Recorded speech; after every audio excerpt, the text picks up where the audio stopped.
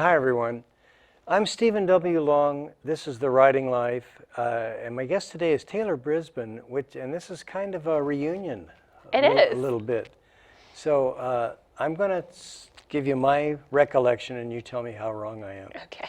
But I think, weren't we both on the first committee for the Terroir Creative Writing Festival? That's true. Okay. Yeah, we were. So that's one for me. Another one is, if I recall, you came up with the name Terroir. I think that was at one of our brainstorming sessions at Yeah. Cornerstone one late night. Okay. Yeah. Okay. And I've heard, I think it's a great name and it's appropriate, and now it is the name. Mm-hmm. But I think people have had a little trouble, it's the terror and it's the terrier. Right. Yeah. Anyway, well, good job on that. Thank you. So we reconnected because I saw your name in a city notification or something. What's your current job? So right now I'm the communication and events manager at the McMinnville Downtown Association. Okay. So I do a lot of the social media, day-to-day marketing, press releases, and I also handle all of the events we do downtown, like Santa's Parade, Trick or Treat. Oh, really? The UFO Festival is one of my events. Yeah. And then I co-manage the farmers market as well. Really? Mm-hmm. Okay. Which used to be Barbara Boyer, I think? Yes, many moons ago. Yeah, but not now. Okay. Now it's me. And now it's you? And Chloe. Yeah, okay. It used to be called Drag the Gut, but it's not that now? No, that's it's moved on to Cruising McMinnville. That's not actually one of our events, but we do try to support a lot of the various events that happen on 3rd Street. Okay. Let's move on to writing. Okay. All right. Your website is The Awkward Olive? Mm-hmm. Okay. Are you Olive? Where did that come from? I worked out at Durant Vineyards and Red Ridge Farms for about 5 years out of college. You did? Okay. And so I kind of helped them start their event program out there right when they were getting the Oregon olive mill and kind of planting their first groves and stuff out there. And Sure. so I always just kind of thought it was an interesting thing, and thinking that olives don't typically grow in this sort of climate, and they're like a little bit awkward, a little bit out of place. And so the name was kind of just born out of that. Okay. Well, I'll skip that part. And I looked at your website, Mm-hmm. and let's pretend that I don't really know what a blog is. Sure. That's a stretch, but anyway. Is the website the blog, or is there another place that people go to read these things? So I do have a kind of an overarching website that the blog is on. I also teach yoga and bar here in town as well, and do some kind of creative workshops and stuff. So I try to market those through the website as well. But then all of the blog posts can also be found there, kind of on their own little tab on the site. Okay, so it's incorporated in that. Mm-hmm. And then you used a word another word I don't know, a bar? Mm-hmm. Okay, and what is that? So it is kind of a hybrid between yoga, ballet, Pilates. It uses a ballet bar, which is where the term bar comes from. All right. But it's really kind of a core-focused workout. Okay. Yeah. I was interested that, and I think we've passed this time, but I think early in this year, you had your first blog post maybe, and talked about 3 words that we're going to sort of carry through. Do you remember? Okay. Yeah. So one was connection. And I was thinking about, and I was a little facetious there because I really don't know about blogs, but I thought, I know they're popular and people do these things, and I thought, okay, so the motivation is, I don't know, but maybe connection. Is that true? Is that your motivation? I think for me it is, yeah, definitely. It's just a way to kind of share my thoughts and my writing, and even if only 2 people are reading it, which I hope more are, but just kind of a way to kind of just get your thoughts out there, somewhat unfiltered, and kind of, build that sense of connection. So, number 1, do you think that's cathartic? I find it to be very cathartic. Is it, or therapeutic maybe is a better word? Or definitely. Okay. So you get that out and you go, okay, that's out. Yep. Do you get feedback? Sometimes. Yeah? Yeah, which can be a little challenging because you have to kind of just let go of that control of knowing that if you wrote something with a specific intention and people don't always read it with that intention, and they'll give you feedback on that, it's kind of like, ooh, I either need to be better about my communication style or getting that point across, Right. or just Right. kind of rolling with it and saying, well, if that's how it was interpreted, I guess that's Yeah. okay too. I think I remember this from a speech class, that it's incumbent on the speaker, or in this case the writer, to make the communication effective. So that's one thing.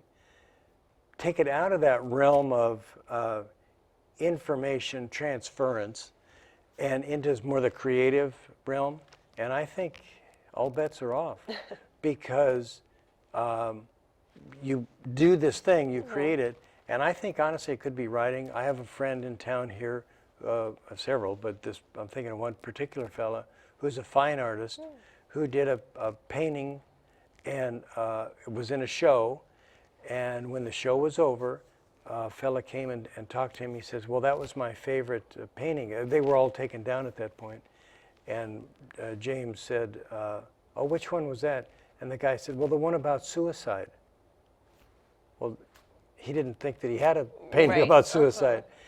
So do you get something like that, that you think, you have something in mind when you write this, and then somebody comes back with something very different? Yeah, it happens from time to time. Okay. Now the blog itself is cooking, crafts. Do you do your poetry on there? Occasionally. Okay. Yeah, if I'm feeling inspired and have a new piece, then I'll often Okay. post it there. But Yeah.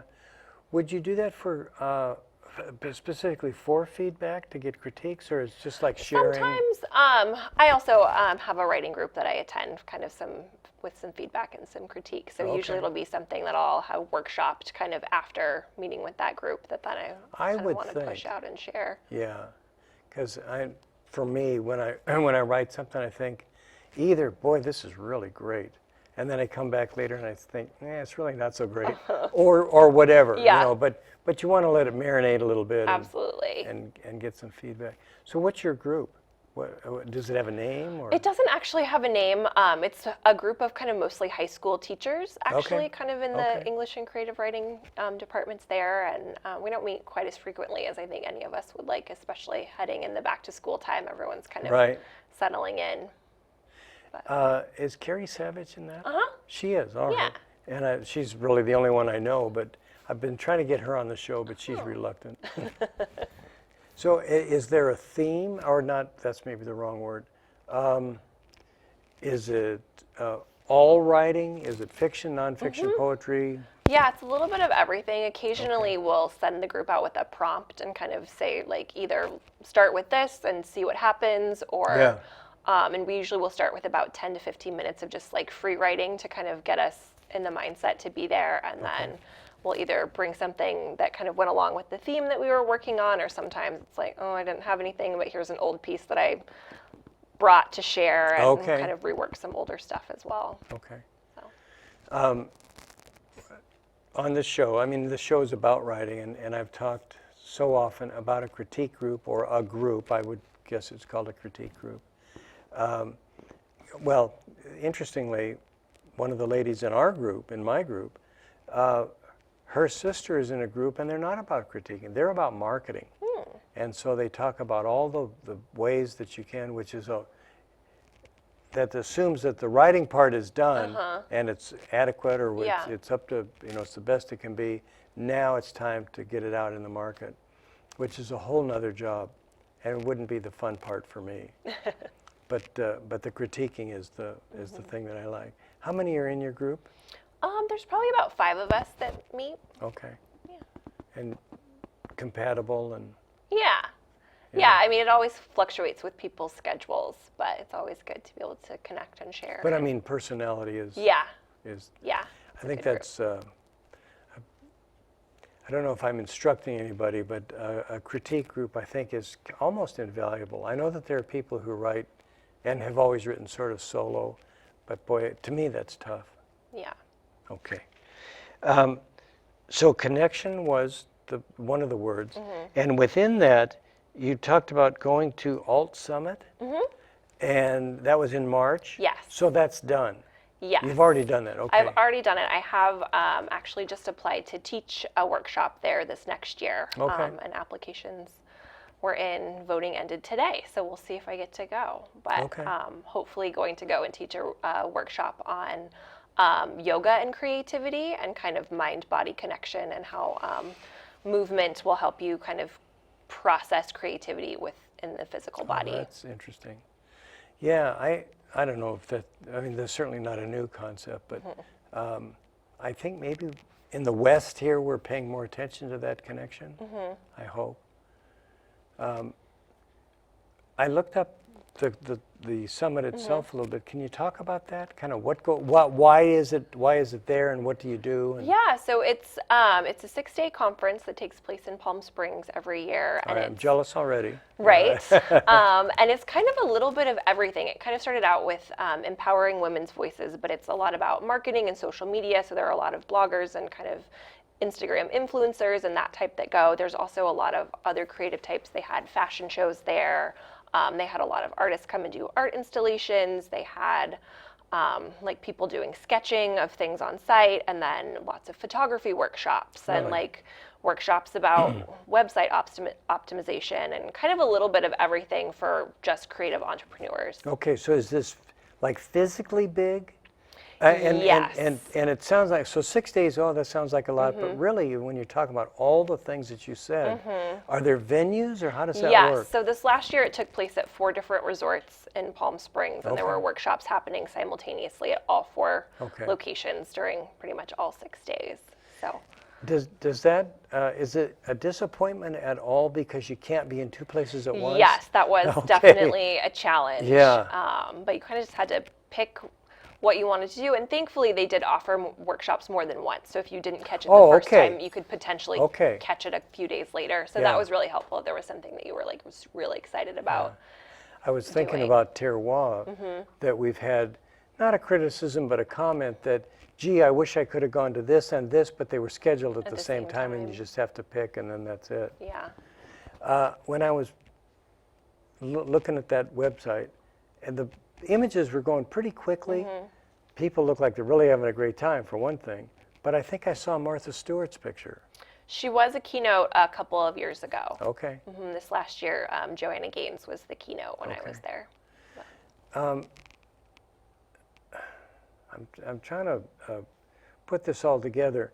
The attendance, I think I read 10,000. Is that accumulation over years, or is that at a time? I think this last year it was probably pretty close to that, just because it was at the 4 different resorts, and it was I think it was the 10th anniversary this last year, so it was bigger and longer than it had ever been before. I don't know how that's manageable. But It definitely, I'm sure it takes a huge team to kind of sure. manage everything. All right, then so now you've done this thing. You want to go back. What do you think you got out of it? A lot of it was just inspiration from being at a week-long conference with that many people who are kind of in the same creative field, whether or not they're artists or writers or bloggers or photographers, or just kind of hearing from other people what they're doing and their successes and their failures and what's been working for them and what hasn't been working for them. Right. And just being in a really like supportive and collaborative environment where people are excited to be there and to be sharing what's worked for them and what hasn't worked for them. It's really great. I've not gone to one of those that's that long, but we have in my work, like a networking meeting. So I wanted to ask you, so one of it is inspiration. You know, you get ideas. Well, 2 things. One is it additionally networking in the sense of making a connection that you then follow up on later? And you've done that? Yeah, absolutely. There were actually quite a few speakers from the Portland area, Okay. and kind of met up with an acquaintance there who's also speaking, and we actually got to go on a farmer's market tour and kind of do all this stuff that we scheduled kind of outside the conference. And she works a lot with the Portland Farmers Market, Okay. And so that's been super helpful for me this year. But managing did the you do farmers that there, or market. did you do that here? I did that there. Yeah, Okay, we connected okay. there and did some market tours and stuff when we were down there, and so Yeah. then be able to continue that Okay. once coming back was great. Yeah. I, so this is in California. I know that they have, at least at one point, agriculture was the biggest revenue source, I think, in California, which I don't think is what people think about. You know what I mean? Because there's the movie industry, but there's also the aircraft industry and so on. But agriculture, I think, is the #1 revenue generator. And I'm thinking about that because you're in the desert, and now you're at a farmer's market. Well, my goodness, what do you grow in the desert? Except that there's, well, I mean, the surrounding area. And Dates is really big in Yeah. the Palm Spring area, but it was fun to see like all the citrus fruit and different things that Okay. we don't grow up Yeah. in this area. And that, again, it was in March, so your weather was probably pretty good. And, Yeah. Okay. And how do we compare? How does our farmer's market compare? You know, I really love our farmers market. I I think do it's too. got great variety. We're actually going into our 20th season next year, so I think it's got some great longevity to it Yeah. and just an awesome community feel. We had quite a few new vendors this year, which was kind of great to round it out, and some new craft vendors and new farms and things, which has been really fun. Yeah. So. When I think of farmer's market, I think of food, but you talk about crafts. Is that, do you want to expand into that, or maybe we're in it already?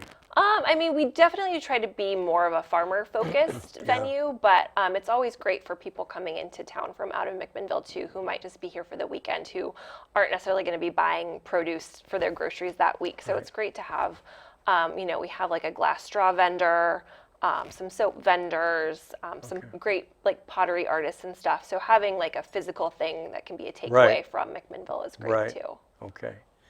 Yeah, I think about it. So you have to be selective. You know, you have to tell somebody no, is what I'm thinking about. Is part of that criteria out of sustainability, or I don't know what you're shooting Yeah, for? we have like a whole kind of policy outlined in our handbook, and we have a farmers Okay. market committee as well that kind of helps us to go through and jury applications and stuff. But a lot of it is presentation, you know, how they market themselves, if it's kind of a niche we need to be filled, if we don't have too many of those other types Right. of vendors, and then just kind of professionalism and the quality of the goods and stuff as well. Okay. It, I don't get to go much, but you know, I drive by to and from work, and I enjoy the fruits of that. But it would be neat. I mean, depending on your focus, you could really expand that, I guess is what I'm saying. It would almost be, and you don't want to swap meat, I don't think, but like you say, more tangible or more things that you can take home with you. Sure. Okay. So number one, your number one word was connection. Number two is boundary. I think I get that, but I think it'd be fun for you to talk about it a little bit. Yeah, I think it was fun to play with kind of the juxtaposition between connection and boundaries, and So come here, but not too close. yes, or- exactly. And just making sure I felt like, especially in my professional life, like having enough boundaries to know when I needed to say no so I could have time to be more creative. Yeah. Has been a big one, and especially even with like yoga and stuff as well, of like, am I teaching too much, or am I working too much and not being as available for my students, or can I say no to this thing so I can have an opportunity to do something else, or Right. I'm kind of an introvert also, and so just being able to say no to things so I can have a little recharge moment so I have enough to kind of give to the Right. farmer's market or Right. my students or that kind of thing is important for me. Well, I want to do the last word, but I don't want to run out of time because you're going to read for us a little bit. Yes. Okay. So the last word is ambiance, and then I don't know how to pronounce this. Hygge. Huga, Really? Okay. I believe. I would have missed that. But so you're looking for an ambiance, I know, but is it to be calming? Is it feng shui? Is it, I don't know what you're going for there. Just a little calming, and kind of approaching it from just my whole, how I want my home to feel, how I want my garden to feel, just kind of like a warm, welcoming environment. Yeah. For me personally, I love that. I love being home. Yeah. You know, and I love the way it looks, and I suppose that's. I guess what I'm wondering is, are people conscious of that? They may know that they feel comfortable, but they may not approach it as consciously as you've done. Yeah. Okay. Read something for us. Sure. Okay. Yeah. And while you're looking, I have to tell you, I read one of your poems, what's got to be, 10 years ago, and there was a line in there, I remember, the narrator kissed somebody, and I assume it was a she, that could taste the smoke. Somebody had smoked a cigarette. Do you remember that? Yeah, I think it's the taste of cigarettes reminds me of you, an illicit taste on my tongue. Yeah, yeah. And so, for whatever it's, it stuck with me. So there you go. Well, great. Yeah. All right, this is kind of a work in progress. It's a little lengthy. It's nearly summer, walking in the garden, running my fingers over the leaves of the tomato plants, breathing in that most intoxicating scent, green, life, a whisper of sulfur. My hands will start to itch at any moment, but it is of little consequence when one gets to inhale that sharp fragrance of perfection. I didn't know I loved the smell of green, bitter and pungent and invigorating. I didn't know I loved the earth. I thought I did as I planted seeds and whispered little prayers that things would grow, bits of dirt and grime stuck beneath my fingernails. I thought I knew, but I didn't really until I bit into that carrot, fresh out of the ground, little bits of soil still lingering in each groove. This is the flavor of life.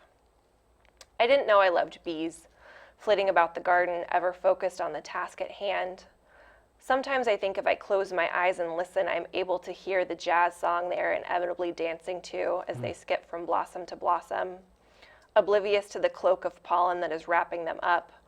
Oh, to be those bees, to live that life that way, fully consumed by flowers and jazz, surrounded by sweet nectar. I think I would very much like to be a honeybee in my next life. And here I've loved the sun all this time. Being solstice born, we are kindred forever. But I forgot how much I loved the moon. I didn't appreciate her constant pull on my heartstrings until the first night in my new home, the moon rising over the garden, her beams reaching around my curtains, begging me to pay attention, flooding into my bedroom in translucent waves, beckoning nostalgia for the days of my childhood, sledding down the hillside, illuminated by a full moon. Hello, old friend. Hello, magic. Hello, my everyday muse. I know people have thought all of this before, and will think it all again. I just remembered the rain, walking with you hand in hand down the busy street, the darkened asphalt peeking out beneath the brightly fallen leaves, flashes of crimson and saffron, the wildest of orange, glimpses of the wet, slick gray. We were happiest then, in the autumn, falling in love on our way to the grocery store, never remembering half of the things on our list as we got distracted with sideways glances. I can still feel the raindrops on my eyelashes. I often tell my students, inhale and fill your heart with gratitude. I think of this as I put the quinoa on the stove, the back door open, and I can hear the evening rain. And isn't it just perfect? I want to run barefoot into the street, to fling open my arms to the sky. Instead, I stand in the doorway licking my beet-stained fingers, and I think about the bounty and the gifts of the earth. And I too inhale. So this is what it is to be blessed. I have some questions for the universe. Most of the time, the answer is simply, be patient. I am, I say, and the universe continues to say, be patient. But I am. And once more, the universe says, no, really, be patient. I shrug my shoulders. It's never what I want to hear, but always exactly what I need. I never really gave a second thought to my breath, like each inhale and exhale wasn't a tiny miracle filled with endless potential, breathing in something new, exhaling something out into this world. How could I not know this was something to be loved, something to be cherished? Sometimes I let thoughts linger on those still hours in the morning, hovering between sleep and awake, those moments before coffee is even a glimmer, but sometime after the birds have started their morning warm-up. I often find myself dwelling in those moments, my ear against your chest, listening to you breathe, subconsciously matching our inhales and our exhales, back when I was taking each breath with you for granted. These days I wake up in that same stillness, that fuzzy in-between place. The only breathing I hear is the snoring of the dog. It is comforting in such a different way. I always knew I loved trees, the breeze fluttering through the aspen leaves, redwoods reaching to the sky. For a moment I envied their quiet strength, their rootedness, their belonging. It wasn't until I started practicing Vrikshasana, tree pose, that I truly understood that the strength of the tree, the rootedness, could become my own. I've been thinking a lot about trees, how they are a bridge between the earth and the sky. I'm not sure what I'm a bridge between, but I hope I bend in the breeze with grace and tenacity. I could lie and say that I never knew I loved so many abstract things, but I've always been a list maker, pros and cons, tangible and mental. They are but attempts at my organization in my small corner of daily chaos. Perhaps if I sit here with my thoughts, this ordinary list of loves will somehow become the world. Well, I love that. What is this? I mean, is it a blog post? I think it started out probably as a poem and evolved into a little bit more of a prose piece. Because to me, it's very poetic. If I were critiquing it, one of the things that struck me is you touch every sense, tactile, aroma, sight, and it's so evocative because when you're talking about the tomatoes, they have an absolutely unique aroma. Yes. I don't know that I'd call it green, but something. And the other thing is, you're in and out of a relationship. This is maybe romantic, maybe heartbreak, I'm not sure. It seems like somebody was there and now they're not. I don't know exactly, but this is really terrific. Thank you. Yeah, I like that a lot. Thanks so much. Yeah. So will we see it on your website? Potentially. I think it needs a few more tweaks, but Yeah. yeah. Okay. I'm working on there's, what would I call it, a spoiler. I've been working on an editorial for our local paper, and I kind of like it, but it's too long for a letter to the editor, and it's too short to be a guest writer, so Right. I'm not sure. You either have to add or subtract. Yeah. You know Anne Lamott, I suppose, and she has her book Bird by Bird, and in that she talks about rewriting. You know, writing is rewriting, and to me that was lovely. But you probably feel something, I don't know, it could be more, could be different, I don't know. Yeah, it's always interesting to kind of put it away for a little while and come back and see what still resonates and what could be tweaked. It's not fair, so I'm going to ask this, you don't have to answer. I was going to say, where does it come from? Well, it's kind of obvious. You know, these are your experiences. Is there more to it than that? Or do you? And now I've posed that as if you would answer, but if you don't want to, that's fine. I mean, I think sometimes. I think usually, for me, I start in my comfort zone of something that I know or an experience I've had, and then kind of let it marinate. And if it feels like there's more of a story there that is maybe not something I've experienced, it's fun to explore that a little bit and see if a character comes out of that or something. But for the most part, I feel like with poetry, I kind of try to stick with what's authentic to me and what I know. And you know, there's all kinds of poetry, like there's all kinds of prose. But something that I really enjoy is it's like a setup, and the reader thinks that they've got it figured out, and then at the end, ouch, it's something different. And it's so the beginning is almost like a metaphor for something, and then you kind of sock the reader at the end. I don't know if that's when you introduced another character there. That's what I was thinking.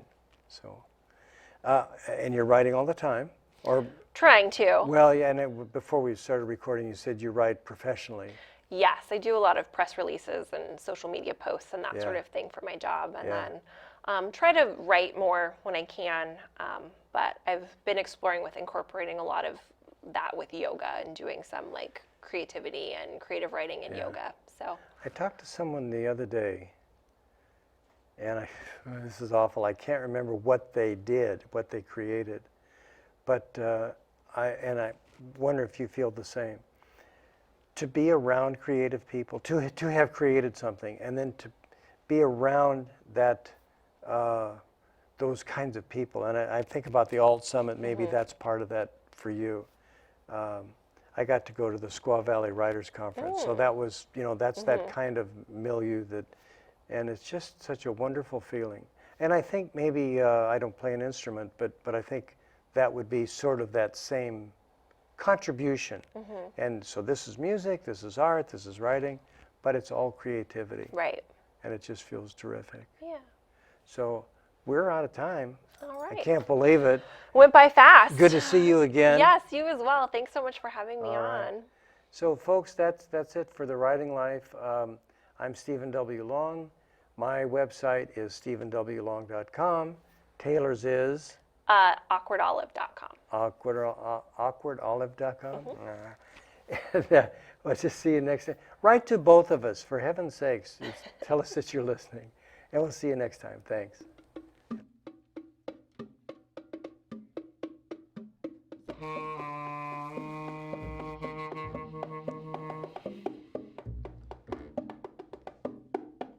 What do you think?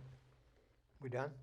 I don't know. You guys want to do one just with yourself as without long me as doing they the think we're bongos? done, if No, they got no. enough, they got enough. Probably got enough? Probably. Okay, sounds good. Let's go to lunch. I'm Oh. hungry. Yeah. Yeah, I can just bite too.